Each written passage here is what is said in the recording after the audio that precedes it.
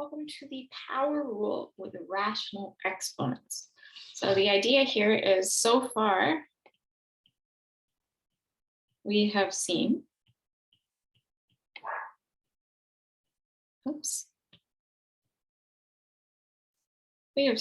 the derivative of x to the n is equal to n times x to the n minus 1 for n integer and n not equal to 0.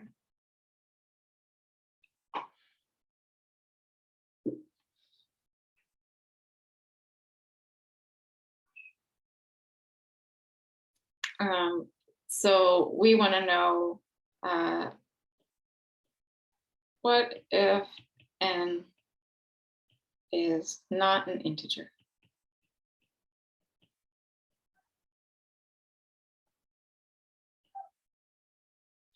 So we're going to go ahead and find the derivative of x to the 1/2 by using implicit differentiation. So what we're going to do is we're going to rewrite this problem without rational exponents.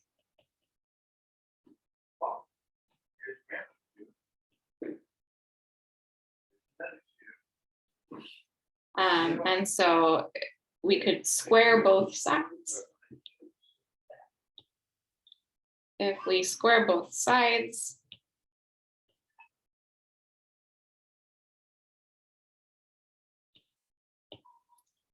we have y squared is equal to x to the 1/2 squared, or in other words, y squared equals x. And then from here, let's go ahead and use implicit differentiation. So we're going to differentiate implicitly.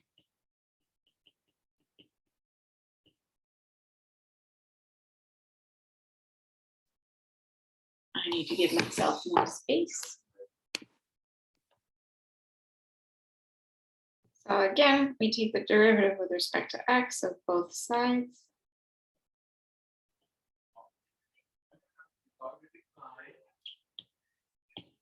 So if the derivative of y squared is equal to the derivative, or the derivative of y squared with respect to x is equal to the derivative of x with respect to x.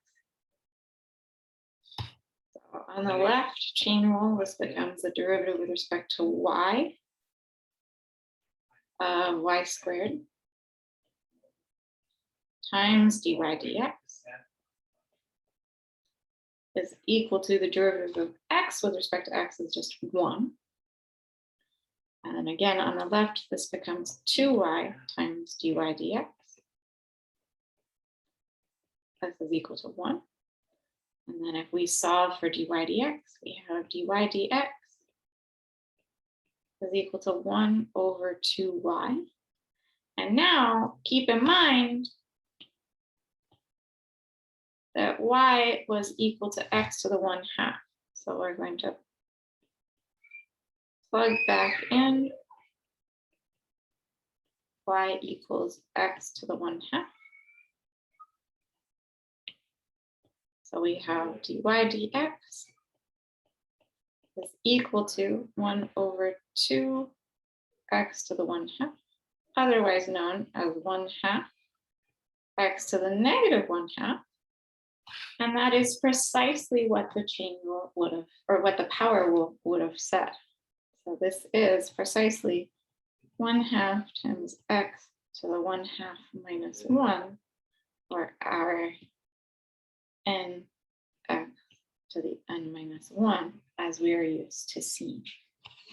So at least in this case, that power rule still seems to apply. So now let's go ahead and see if the same thing applies here. So we're going to go ahead and raise both sides to the n. So we want to know if this applies for all rational exponents, where y equals x to the m over n. So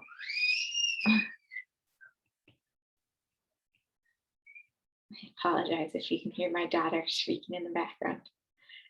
So from here, if we raise both sides to the n, this becomes y to the n is equal to x to the n. Then let's go ahead and differentiate implicitly.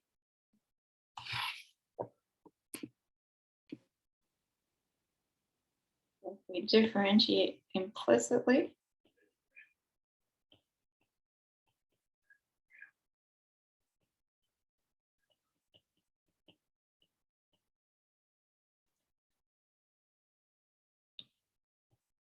we take the derivative of both sides with respect to x.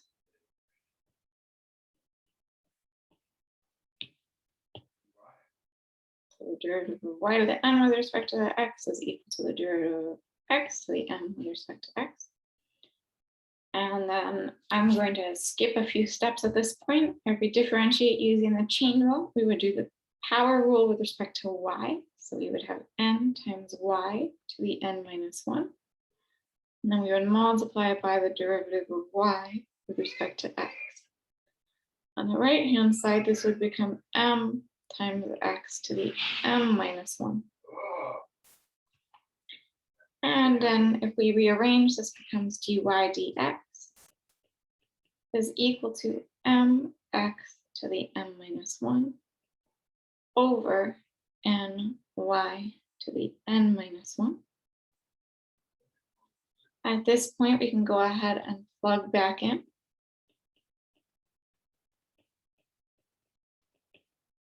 Y equals x to the m over n.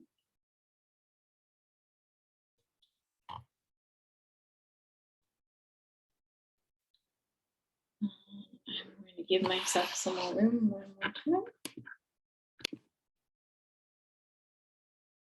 And at this point, we have dy dx is equal to mx to the m minus 1 all over n times x to the m over n, whole thing raised to the n minus 1.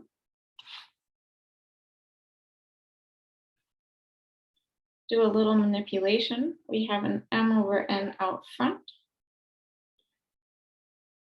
This is x to the m minus 1 over x to the m minus m over n.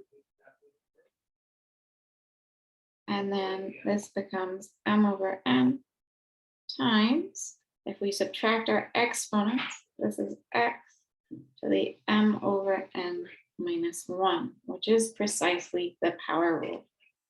So what we wind up getting is dy dx is equal to m over n times x to the m over n minus 1.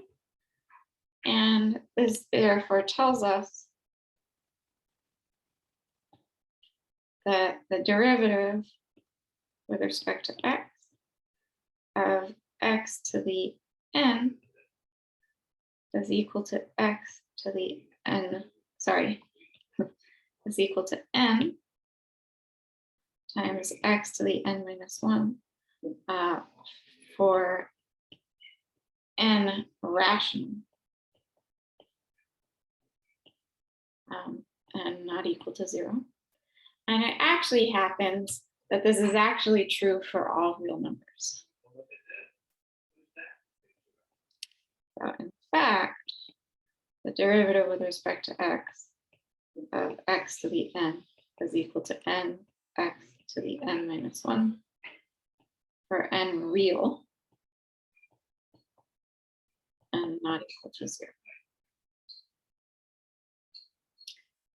So if we wanted to find the derivative of f of x equals the 5th root of x cubed, what we could go ahead and do is we could rewrite this as f of x equals x to the 3/5. Then using that power rule, we have f prime of x is equal to 3/5 x to the negative 3, sorry, x to the 3/5 minus 1.